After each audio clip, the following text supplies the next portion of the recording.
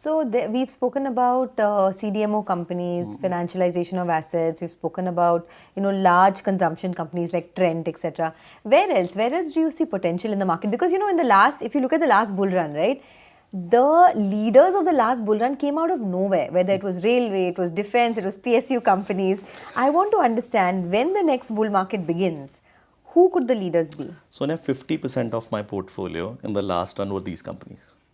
And I Railway spotted, and defense. yes, railways, defense, infrastructure, power, because I focus on relative change. My relative change means an advantage which a sector or a company has today, which it did not have earlier. I'm trying to answer one small question. Ab tak hua, aage kya? Yeah.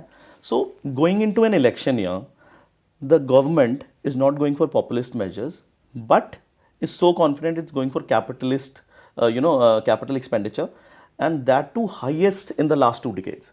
2005 mein tha, it was 18.5%. 2023 they went for 19 point something.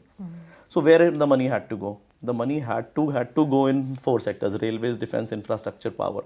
So these are the relative changes that you need to spot. The biggest relative change now, ma'am has given 1.2 lakh crores in the hand of Indian investor. 1 lakh crore diya. So where will that money be spent? Those people who will be able to get that money, something like a Bajaj Finance, will be able to do I believe would do maybe very good from here. So you have to spot these relative changes. Because relative changes have now become very, very scarce.